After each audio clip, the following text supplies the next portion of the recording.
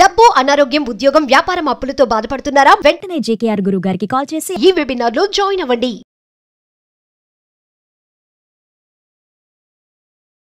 నమస్తే గురుగారు. నమస్తే అమ్మా. గురుగారు, ఇప్పుడు మనం అనుకున్నవన్నీ జరగాలి, కోరికలన్నీ తీరిపోవాలి, అపర కుబేర్లు అయిపోవాలి అంటే మనలో ఏది వదిలేస్తే మనం అనుకున్నవన్నీ జరుగుతాయి అంటే ఏం వదిలేయాలంటారు? అసలు మంచి క్వశ్చన్ అడిగారమ్మా. వాస్తవంగా ప్రతి మనిషికి కోటేశ్వర్లు కావాలి, హ్యాపీగా ఆనందంగా జీవితం సాగాలనే కోరుకుంటారు. అంటే బంధాలతో హ్యాపీగా ఉండాలని కోరుకుంటారు. మరి మనలో కొన్ని త్యాగం చేస్తే మనకి భగవంతుడు కొన్ని ఇస్తాడు. ఏం త్యాగం చేయాలి అని చాలా మందిలో సందేహం మొదలై ఉంటుంది. అందరికీ తెలుసు, తన కోపమే తన శత్రువు, తన శాంతయే తనకు రక్ష అని మనం చదివి ఉన్నాం. అంటే నువ్వు వదలవలసింది కోపాన్ని, నువ్వు వదలవలసింది ఈర్ష్యని, ద్వేషాన్ని. ఎదుటి వ్యక్తిని ద్వేషించకూడదు, ఎదుటి వ్యక్తి పైన ఈర్ష్య పడకూడదు, అసూయ పడకూడదు, అలాగే కోపాన్ని తెచ్చుకోకూడదు. కాబట్టి ఎవరైతే ఈ క్వాలిటీస్ను వదిలేస్తారో, త్యాగం చేస్తారో, మీకు భగవంతుడు అన్నీ ఇచ్చేస్తాడమ్మా. కోటేశ్వరులు అవటానికి ఒకే ఒక్క ఉపాయం కోపాన్ని వదలటమే. ఏనాడో మనకి చిన్నప్పుడే చదివేసుకున్నాం ఈ పద్యాన్ని, కానీ ఆచరణలో మాత్రం పెట్టలేకపోతున్నాం. నేనైనా నువ్వైనా ఇది ఆచరణలో పెట్టలేకపోతున్నాం. పెట్టినవాడు మాత్రము అందరితో హ్యాపీగా మింగిల్ అవుతా ఉన్నాడు, అనుకున్న గోల్స్ రీచ్ అవుతా ఉన్నాడు, మంచి ఆలోచన కలిగి ఉన్నాడు. మరి ఈ కోపాన్ని అధిగమించాలంటే మీరు చేయవలసిన మంత్రం ఏమిటి? ఓం నిష్క్రోధ క్రోధ సమన్యే నమః అనే మంత్రాన్ని ప్రతినిత్యము కూడా 108 సార్లు కానీ లేక ఒక పావు గంట 10 నిమిషాల్లో చేయాలి. దీంతో పాటుగా మీరు ఈ యొక్క బొటన వేలుతో ఉంగరం వేలుని ఈ భాగమందు, ఉంగరం వేలులో ఈ భాగమందు ప్రెస్ చేయాలి. ఎందుకని? పంచభూతాలలో భూతత్వం కలిగిన వేలం. ఇది నీరు, ఇది భూమి, ఓకే, ఇది ఆకాశం, ఇది వాయువు, ఇది అగ్ని. ఈ పంచభూతాలు మన 5 వేళల్లో ఉన్నాయి. కాబట్టి ఈ పంచభూతాలలో భూతత్వము అంటే ఏంటి? భూదేవికి ఎంత శాంతి, ఓర్పు, దయ లేకపోతే ప్రతినిత్యం మనం ఎంత మందిని మోస్తూ ఉందమ్మా. ఓపిక ఉంది, ఓర్పు ఉంది, సహనం ఉంది. అందువల్ల భూతత్వం కలిగిన ఈ వేలు దగ్గర ఈ అగ్నితత్వంతో కలిగిన ఏలుతో అంటే బొటన వేలుతో ఇక్కడ ప్రెస్ చేయాలి. ఉంగరం పెట్టుకునే చోట ఈ భాగంలో ఇలా ప్రెస్ చేస్తూ ఉండాలి. చేసి ఈ మంత్రాన్ని చదువుతూ ఉన్నట్లయితే మీలో కోపము క్రమక్రమేపీ తగ్గుతుంది. అంటే కోపమే అన్నిటికీ కారణం అంటారా? అదేనమ్మా, మనం ఏ పని జరగాలన్నా ధనం మూలం ఏక జగత్ అంటాం. అదే విధంగా ఏ కర్మని మనం కొనుక్కుని తెచ్చుకోవాలన్నా కోపమే. ఎదుటి వ్యక్తితో గొడవ రావాలంటే కోపమే. అలాగే మన సరైన ఆలోచనలు రాకుండా ఉండాలన్నా కూడా కోపమే. కోపంలో ఉన్నప్పుడు ఏ నిర్ణయం మనం సరిగా తీసుకోలేము. ఒక్కోసారి మనం ఏం చేస్తాం? కోపంలో ఉన్నప్పుడు మనమే హింసించుకుంటాం, అలాగే ఎదుటి వారిని హింసిస్తాం మాటలతో, చేతలతో. అందువల్ల కోపము ఒక్కటి నశిస్తే మనలో అన్ని చెడు గుణాలు నశించిపోతాయి. దీనికి ఉదాహరణ ఏంటంటే దుర్యోధనుడు కోపంతో, ఈర్ష్యతో ఆయన 100 అన్నదమ్ములని కూడా 100 మందిని కూడా పోగొట్టుకున్నాడు, రాజ్యాన్ని కోల్పోయాడు. అదేవిధంగా విశ్వామిత్రుడు కోపంతో మరి అనేకమైన కోల్పోయి తర్వాత కోపాన్ని జయించి బ్రహ్మ ఋషి విశ్వామిత్రుడు అయ్యాడు, మహర్షిగా మారాడు. ఎవరు? బ్రహ్మ ఋషి విశ్వామిత్రుడు మహర్షిగా మారాడు.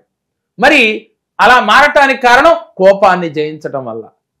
అదేవిధంగా మనం కొంతమందిని పురాణాల్లో చూసుకుంటే కోపం వల్ల అనేకమైనవి కోల్పోయారు. శిశుబాలుడు కావచ్చు, శిశుబాలుడు కూడా ఈర్ష్యం, కోపము, అసూయ వల్లే ఆయన కృష్ణుడి చేతిలో తను సాధించాడు.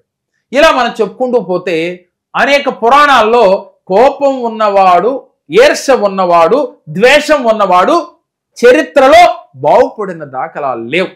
రావణ బ్రహ్మ కూడా అంతే. ఇలా ఏదైతే నెగిటివ్ క్వాలిటీ మనలో ఉంటుందో, ఏదైతే నెగిటివ్స్ ఉంటాయో వాడు ఏదొక రోజున పతనం అవ్వక తప్పదు అని ఈ పురాణాల నుంచి మనం నేర్చుకోవాల్సిన సారాంశం. మరి అందుకని మరి ప్రతి మనిషి డబ్బు సంపాదించాలి, డబ్బుని ఈజీగా మేనిఫెస్టేషన్ చేయాలి. లా ఆఫ్ అట్రాక్షన్లో నేను అనుకున్నది సాధించాలి, ఉద్యోగం రావాలి, భార్యాభర్తలు బాగుండాలి, పిల్లలతో హ్యాపీగా ఉండాలని మీరు అనుకుంటున్నారా? అయితే మీరు ముందు మీలో ఉన్న కోపాన్ని, ఈర్ష్యని, ద్వేషాన్ని, అసూయని జయించండి. అది జయించడం అంత ఈజీ కాదమ్మా.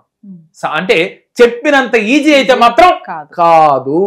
మరి దాన్ని ఈజీగా జయించాలంటే నేను చెప్పినట్టుగా మంత్రాన్ని ప్రతిరోజు మంత్రాన్ని చదువుతూ దానితో పాటుగా ఈ యొక్క ఫింగర్ని ఇలా ప్రెస్ చేస్తూ, అలాగే ఓం హం హనుమతే ఆంజనేయాయ మహాబలాయ నమః అంటూ ఈ మంత్రాన్ని రోజు 11 సార్లు మనసులో జపిస్తూ ఆంజనేయ స్వామి గుడి చుట్టూ అవకాశం ఉన్నన్ని సార్లు మీకు కుదిరినప్పుడల్లా వెళ్ళి ప్రదక్షిణలు చేస్తూ ధ్యానం చేస్తూ ధ్యానం అంటే మెడిటేషన్, అది ఎక్కువ సమయం మెడిటేషన్లో గడుపుతూ, అలాగే నదీ తీరాలకు కానీ సముద్రాల దగ్గరికి కానీ జలాలంటే పారుతున్న జలపాతాల దగ్గర కానీ వెళ్ళినప్పుడు చక్కగా మీ కాళ్ళలో జలపాతాల్లో పెట్టుకుని ఆ వాటర్ అంటే పంచభూతాలలో ఒకటైన వాటర్ని మనం మనసా వాచా కర్మణ మమేకమవుతూ ఫీల్ అవుతూ మీరు అక్కడ గనక మేనిఫెస్టేషన్ చేసి మెడిటేషన్ చేస్తే ఈజీగా మన కోపాన్ని మనం జయించవచ్చు.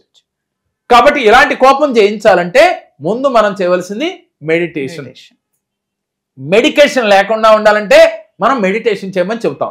మరి మెడికేషన్ ఎందుకు వాడాల్సి వస్తుంది? అనారోగ్య సమస్యలు వస్తే మెడికేషన్ తీసుకుంటాం. మరి అనారోగ్య సమస్యలు ఎందుకు వస్తాయి అంటే కోపం వల్ల. కోపం ఎక్కువ ఉంటే ఏమొస్తుందమ్మా? బీపీ వస్తుంది. అలాగే బీపీ ఉంటుంది, షుగర్ ఉంటుంది, హార్ట్ అటాక్లు కూడా వస్తాయి. మరి ఇన్ని రావడానికి కారణం కోపమే. టెన్షను కోపము, అసూయ ఈర్ష ద్వేషము, వీటి వల్లే కదా.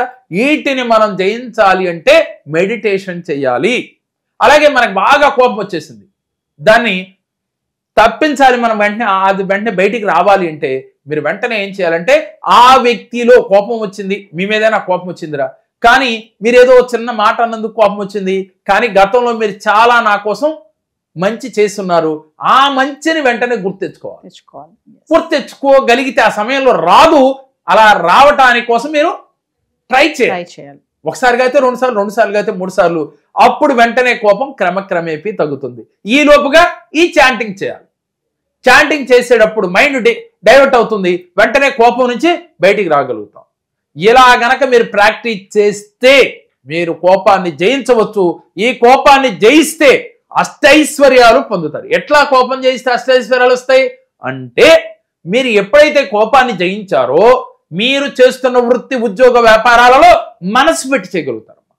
మీరు పాజిటివ్గా ఆలోచించగలుగుతారు, అంటే లాజిక్ వాడగలుగుతారు. మ్యాజిక్లు జరుగుతాయి మీ జీవితంలో.